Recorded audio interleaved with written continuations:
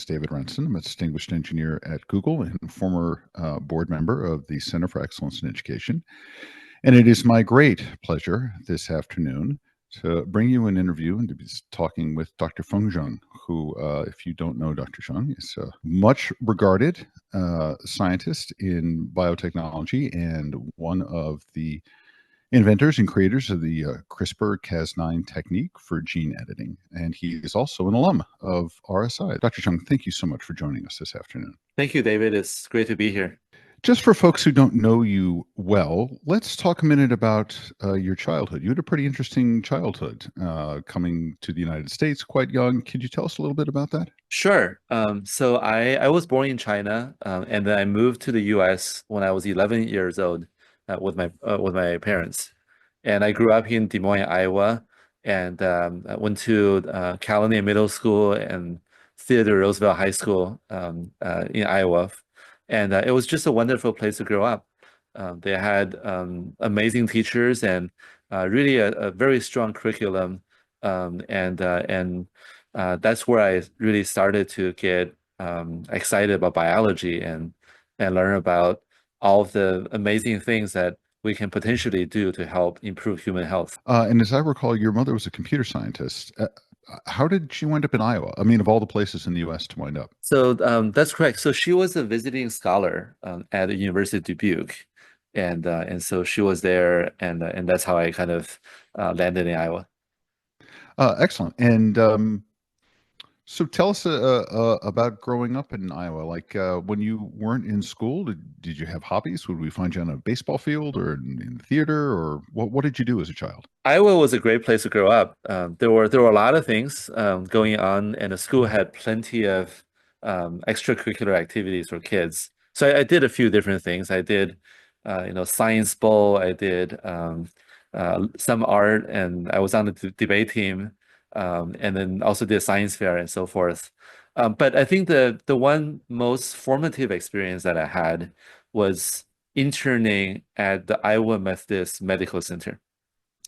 They had they had an after school program for kids to learn different things in the hospital system, and they had a gene therapy lab.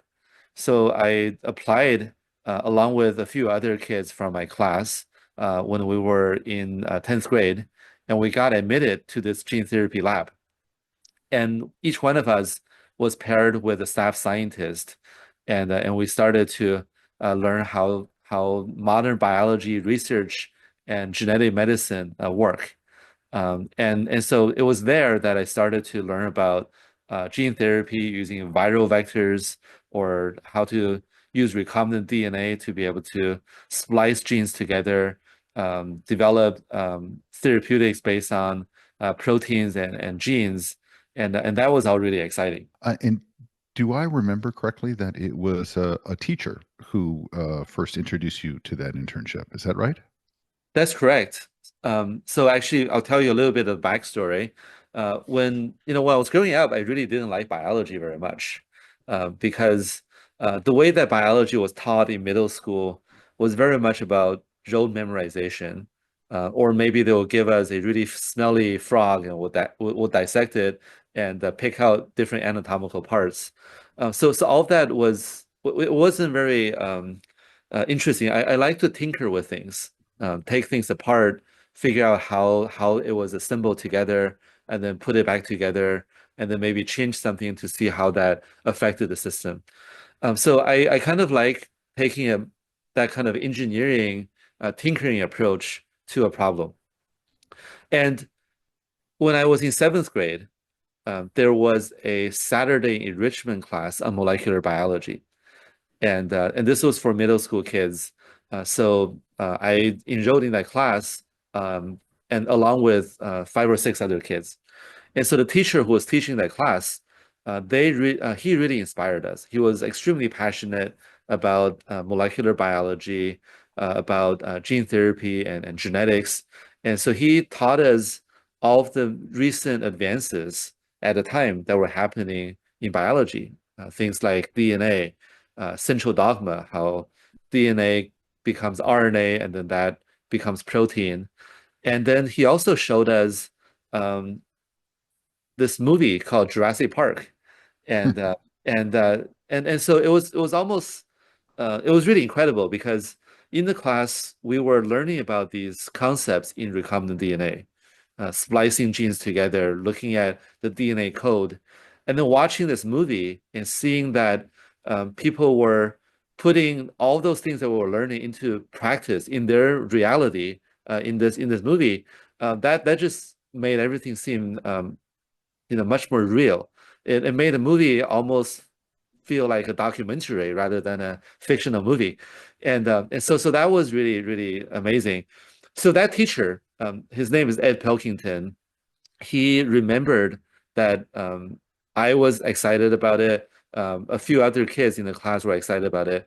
So when 10th grade came around, he went to us and told us about this opportunity to work in the gene therapy lab. And so that's kind of how I got into biology. And if it wasn't for Ed and also for my mentor in the gene therapy lab, his name is John Levy, I probably wouldn't be doing biology now. So I really owe a lot to them. That's wonderful. Oftentimes when we have these discussions with people in this series, we find that there was a moment, some kind of an experiment or a breakthrough, something that stimulated wonder. I wonder if you had a moment like that, something that really set you on your path. There were so many moments. This seventh grade Saturday class was one of those moments. Watching Jurassic Park and feeling like I was watching a documentary rather than watching a fictional movie, that really kind of captivated my imagination. And then learning about all of the potential promise of using gene therapy and genetics to treat disease, that was also very, very powerful. I can also tell you about my first experiment. This was in 10th grade when I just started to work in this gene therapy lab.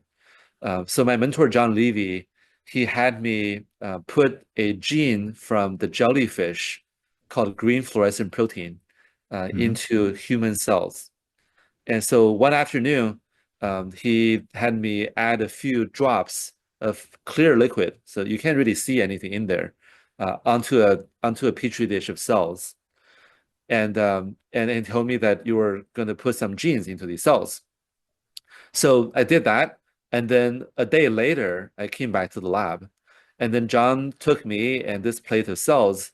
We went to a microscope room. So it was a dark room. There's a microscope in it, and through the objective of the microscope, you can see a beam of blue light coming through.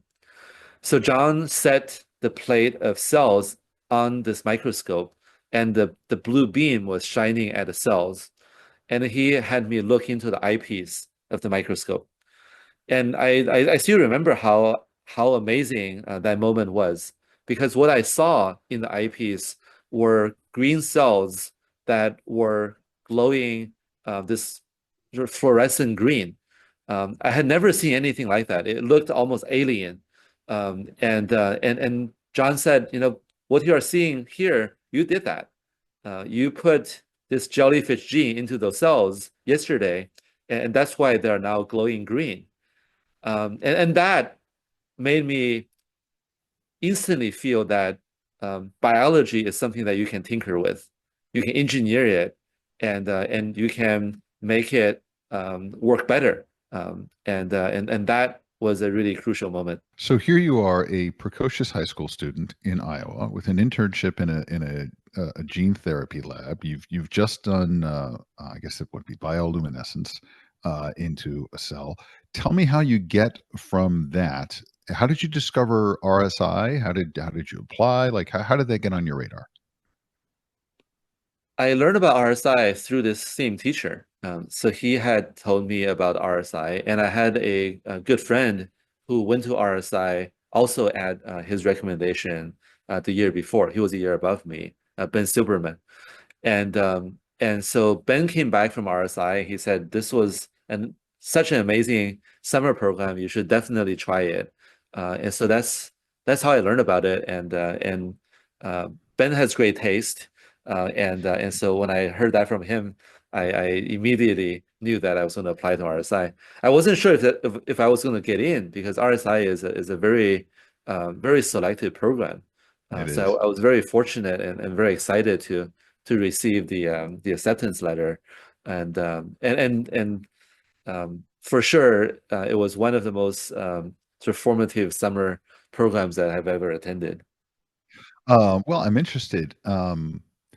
Let's talk a little bit about your time there. Like, what do you remember most fondly, or maybe even least fondly from your time at RSI? Like, I know a lot of kids who wind up climbing the dome, or have interesting roommate experiences. Or what are the memories that sort of stand out for you? There were so many great memories and so many friendships that I built over those 6 weeks at RSI. And some of my closest friends now are all from RSI. And I think I was a nerd in middle school and high school, and there were other nerds in my school, but there weren't a lot of them. And so I was always kind of not really sort of belonging to some big group of mainstream students in the school. So when I went to RSI, it felt like it was a fun and exciting place to belong to because there were all these other nerds that were also in the summer program, and so there we shared common languages. We were excited about computers. We were excited about science. We were excited about software or biology, and there were just endless things that we could to share with each other and inspire each other with. And I remember we didn't sleep as much during those 6 weeks because we were just so excited about all the things that we could do. Tinkering with computers, tinkering in the lab with biology, frolicking around Boston, checking out different things, getting into trouble in a good way. Um, but that was just such an amazing experience. I think it's really that camaraderie um, and the intensity of those 6 weeks program of the 6 weeks that really brought a lot of us together. We became extremely good friends, very close, and then we also many of us went to college in Boston, and so um, before starting college, I already had so many friends that I met through RSI who were also going to be there. So that made everything feel much easier for transition, but also very exciting because we were able to continue to try to work on fun projects together for the next 4 years. I was going to ask you about that. We hear that a lot from participants that even though there's wonderful academic experience, but the thing they're most surprised about is how much the experience actually sort of eases their transition into college life. Now, you did your undergraduate at Harvard, as I Mhm. recall. Why did you select Harvard? I'm sure you had a lot of schools suiting you at the time. Um, I I thought Harvard was going to be a really great place to not only learn science but also to learn the liberal arts, to kind of get a well-rounded education across the board. And it really was. It was a place where there's great humanities, great arts, but also amazing science. And to be immersed in that environment with all of those different opportunities um, uh, sort of being available.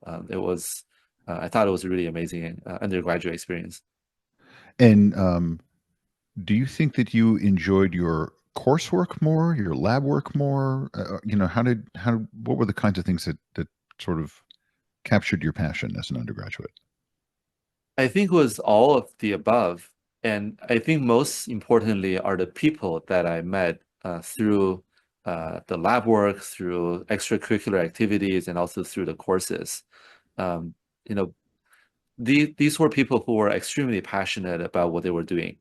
So the students were passionate about the subjects that they were studying and the career path that they were pursuing. The professors were passionate about the topics that they were teaching. And the researchers who I worked with and learned from were excited and passionate about the problems that they were trying to solve. And I think it's really being immersed in that ocean of passionate and inspired spirit that really kept me energized and wanting to do as much as I can.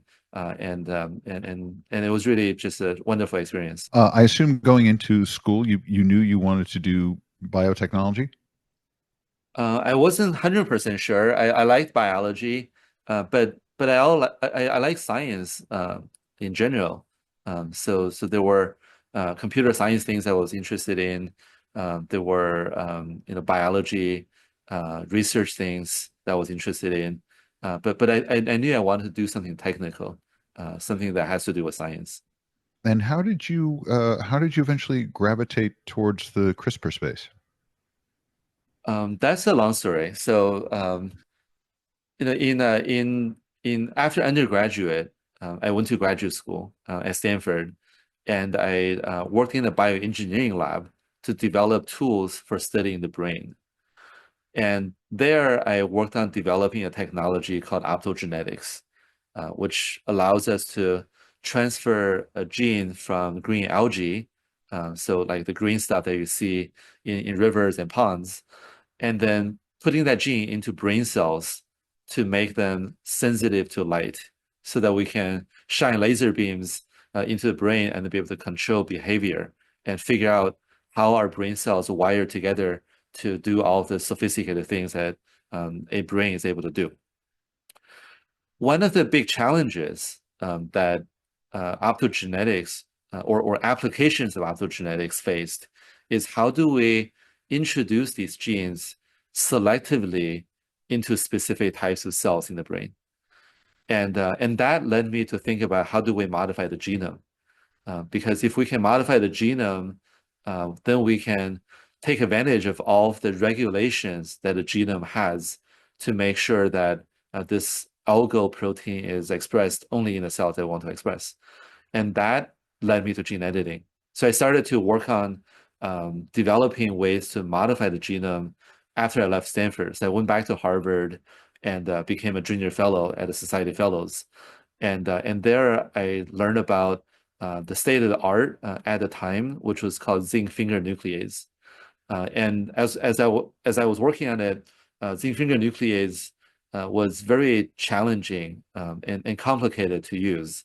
So I thought maybe I could develop something that's easier, more robust, and then that led me to develop something called TAILS, which is a plant-based protein to target genomes, and then ultimately to CRISPR with Cas9, which made it even even simpler to be able to target DNA. And I'm curious. Well, first of all, just for our audience who maybe aren't as familiar, could you explain the significance of Cas9 and why you selected that? Mm-hmm. So one of the really exciting advances in biology over the past 20 years or so is the completion of the human genome. So researchers from around the world collaborated together to map all 3 billion letters in the human genome. And so nowadays, we can map the human genome very inexpensively, and then we can identify genetic differences between individuals that underlie disease. So for example, people found differences that lead to sickle cell disease or blindness or even increase the risk for Alzheimer's disease. So gene editing is one of these sort of tantalizing ideas that people had about if we know what causes disease in the DNA, if we can go and edit it out, replace it with the correct sequence that doesn't cause disease, then we can treat these sort of previously intractable illnesses. And so there were all these different systems that were starting to be developed, zinc fingers, and then later on tails, but all of them were hard to use because you have to build a completely new protein for each gene you're trying to target. So it's almost like you have an iPhone and the iPhone has many apps on it. With the previous technologies, like zinc finger and tails, you have to build a different phone for each app. So you have to like build a lot of hardware to do something. When Cas9 came along, or when CRISPR systems were discovered, the way that CRISPRs work is that they don't need to build a new, or people don't need to build a new protein to target a new sequence. So people can write software apps and load onto the same hardware. And so that's how Cas9 works. Cas9 has one piece of hardware, which is a Cas9 protein, and they can load different apps in the form of a short stretch of RNA that's designed to recognize the gene or the mutation you're trying to target in the genome. And these RNA can be synthesized through a commercial vendor. You just go online, type in the sequence, and then within 3 days, you will get a FedEx envelope with the RNA in a tube inside. And so that's how much simpler it is than the previous system. The previous system, you have to spend at least a couple of weeks, even longer, to make something, to make a new protein, and it's not guaranteed that that protein would work. So Cas9 completely simplified that process, and that's why tens of thousands of researchers around the world, hundreds of thousands of researchers are using it for many different applications. I'm curious. You published a pretty seminal paper in, I think, 2013. And I'm curious about, did you know when you submitted it for review how significant it was going to be, or have you been surprised? I'm always curious when I talk to people if they sort of knew in the moment the significance of what they were doing. I was very excited about submitting that paper because I know that this is going to be a technology that many researchers will find very useful, and so I know it's going to be an important result, but I was still very surprised by how broadly the system has been adopted and applied. It's not just in research and in therapeutics. It's also being used in plant biology to engineer crops to improve agriculture and increase food yield. It's being used in industry for making biomaterials. So the application is much broader than just research and human therapeutic development. But even then, the pace at which this technology has been advanced and applied was also very both surprising and also inspiring. The first human therapeutic using Cas9 for curing sickle cell disease was approved in December 2023 in both the UK and in the US. And that's just 10 years of time. So within 10 years from the initial description of the tools to having a clinically approved drug that has cured dozens of people of sickle cell, that pace is also very rapid and dramatic. So that's all very inspiring, and that I think speaks to the power of using engineering approaches to develop therapeutics. It's really through these kinds of advances in genetic engineering, in molecular engineering, that we can develop medicine this rapidly and also successfully. So as a pioneer in the space, now with a decade or a little more between the initial paper and you can start to see the therapeutics, the sickle cell is an incredible breakthrough in therapeutics. With some perspective, is there anything that worries you about it? And as you look at these techniques you've pioneered and how they're being applied, and you sort of think about what may or may not happen in the future, do you have any pause or concern? Sure. I think with these technologies, there are many different applications, and having a high standard for safety and ethics is very important. We shouldn't sort of get too far ahead of ourselves. And so, for example, in 2018, there was the report that a scientist used Cas9 to modify human embryos and sort of allow two embryos to then develop into two human babies that had their genomes edited. That was getting ahead of ourselves because there's still so much that we don't know about the impact of gene edits in the cell and also about the specificity and also efficiency of the system. It was really too early of an application in that vein.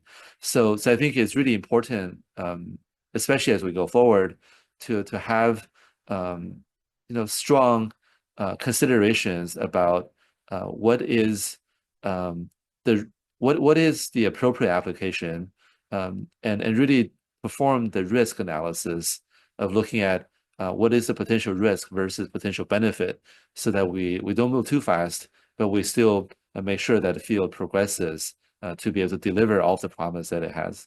If you don't mind, could we go just a little bit into your personal life? I think people would be interested to know you as the person. They know you now as the scientist. You're married, and you are a parent, yeah. Mhm. And I wonder if you could tell us about the experience of being a parent and what it did or didn't change about your perspective, and to the extent it may or may not influence your work.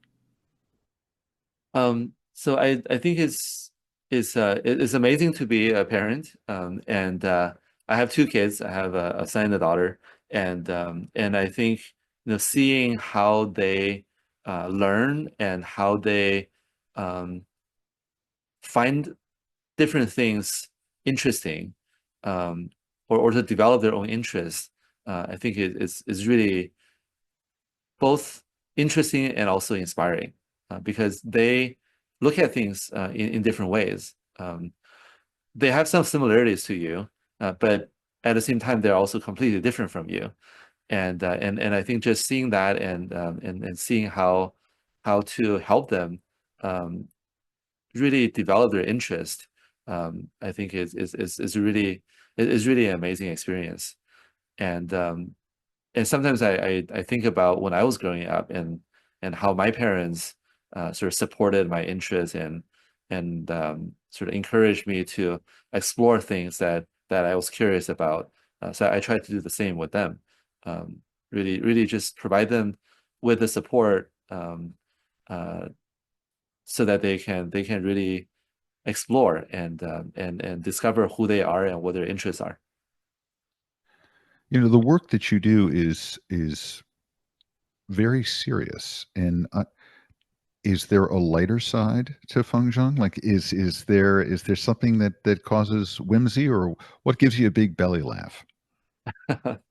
Um, I mean, the work is very exciting, and uh, and and I think we have a lot of fun doing the work. So I run a lab at MIT, and we have about 30 people in the lab, and every day we're coming in here to test out our ideas and see whether or not we can make something that can potentially be useful to improve human health. And every day, even though we're working on a serious problem, there's a lot of fun, a lot of sort of uh, sort of lightheartedness that goes into the daily work. And we try to build a culture where people have fun with each other. We have sort of fun activities, and that's kind of the culture that we have here. So I think there's a lot of lightheartedness that goes around this. You talked earlier about the role of some key mentors in your life. I wonder, now that you've achieved this level of success and acclaim, Mhm. do you feel it's incumbent upon you to be a mentor? And how do you think about that?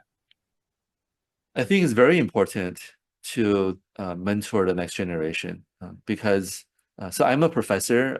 In a way, my primary job responsibility is to train the next generation. And I think that's one of the most impactful ways through which we can bring greater benefit to the world. Because as a researcher myself, I can only do so much. But if I can help and train a new generation of many new young scientists, they can each go on and create amazing discoveries and inventions. And that I think is something that is very powerful, and it helps to sort of amplify the impact that you could have. So I think it's very important. So we have graduate students, postdoctoral fellows, college students, and even high school students who come through the lab, and I think it's very important to inspire and also provide them with, in many ways, the same type of experience that I had when I was a high school student or a college student, and help them to continue to pursue a career in science. Given all the achievement you have had, what still motivates you? You know, some people after a certain level of accomplishment, they Mm. don't really have the energy to keep pushing forward. What motivates you to keep doing it? I think it's my desire to try to do something useful. Um, so when I was growing up, my mother would always tell me that you should make your life useful and do things that bring a positive impact for the people around you and also for the world. And I think that's what I aim to do every day, is try to identify interesting problems and then figure out which ones I have the ability to make an impact on, and then try to advance those problems and make as much progress as possible. If you're comfortable sharing, is there a particular problem or milestone or achievement you really would like to accomplish next or make sure you complete, you know, during the course of your career? Um, I think one of the problems that really sort of interests me right now is thinking about how do we improve the resilience or the robustness of the human body. So our body begins to decline as we get older, and so many things starts to work less well.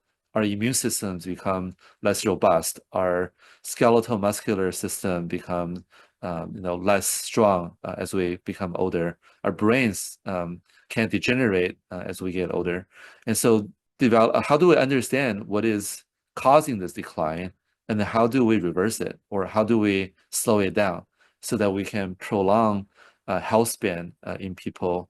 That is one problem that I've been thinking about a lot, and we're starting to work on in the lab. And so I'm hoping that over the next decade or so, we can help make some impact in that direction. If you could speak to another 11-year-old in the middle of the country,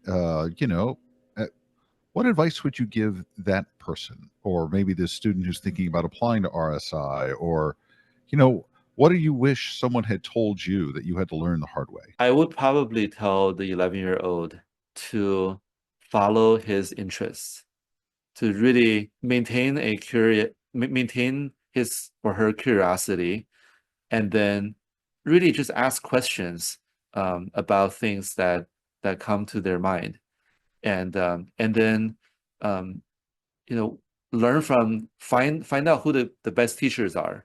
The best teachers are also the most inspiring teachers. So get inspired about different topics that they're interested in, and then work to to try to make an impact in those problem areas, and and really think deeply and just pursue those curiosities, and I think that will become very fulfilling, and they will want to do it over and over again. Well, Dr. Zhang, I really appreciate, and I think our viewers will really appreciate the time you spent with us this afternoon. Thank you so much. And it's been a joy talking to you. And for you watching, thank you for watching. And we hope you've learned something interesting from Dr. Zhang and his journey. And I'm Dave Renson, and it's been a pleasure talking to all of you. Thank you, David. Thank you to all our participants. Today was very special. Our accomplishments are only because of you. Participants in our programs, donors to us, volunteers to our programs, our alumni, our friends, and of course, for our board of trustees As all of you know, we are the only organization in the United States that provides a research science institute, a USA Biology Olympiad, a teacher enrichment program, and the lyceums, cost-free to all participants, which means we never stop our fundraising. And believe me, every dollar is so important to us and we appreciate it. It is a day that we can be proud of the right things being done in education and the success of programs that are based on merit, excellence, innovation. We will continue to have that mission in our forefront. It has been since Admiral Rickover and I started this organization. And thank you for your support of our mission. Join us in our programs, check our website, and get involved with us. Thank you.